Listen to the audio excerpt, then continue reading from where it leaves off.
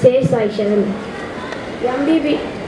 MBBS பல் மருத்துவம், ஆயுர்வேத வேதம், கால்நடை மருத்துவம் உள்ளிட்ட நீட் மதிப்பெண் அடிப்படையிலான படிப்புகளுக்கு ஆன்லைனில் சென்டாக் விண்ணப்பம் வரவேற்றுள்ளது. அடுத்த மாதம் 6ஆம் தேதி வரை விண்ணப்பிக்கலாம். மேட்டூர் அணையில் இருந்து தண்ணீர் திறப்பு புதுவை சாகுபடிக்காகவும் ஆடிப்பெருக்கு விழாவில் மக்கள் கொண்டாடுவது. காவிரியில் வினாடிக்கு 12,000 கனஅடி நீர் திறக்கப்பட்டுள்ளது.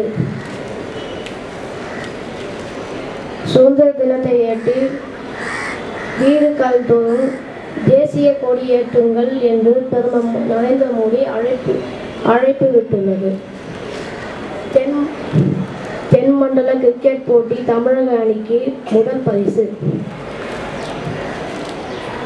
அப்துல் கலாம் நினைவு நாள். சூரமங்கலம் தீபோஸ் பள்ளியில் முன்னாள் ஜனாதிபதி அப்துல் கலாம் 9ஆம் ஆண்டு நினைவு நாள் அனுசரிக்கப்பட்டது. விளையாட்டுச் செய்திகள். பதக்கப்பட்டியலில் கணக்கை தொடங்கியது இந்தியா. ஒலிம்பிக் துப்பாக்கி சுடுதல் போட்டியில் வெண்கலம் வென்றார் மனு பாகர். பாரிஸ் ஒலிம்பிக் விளையாட்டுப் போட்டியில் இந்தியா தனது முதல் பதக்கத்தை வென்றுள்ளது. இந்தியா வானிலை செய்தி.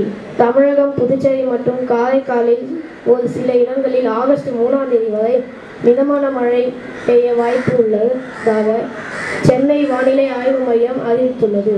நன்றி.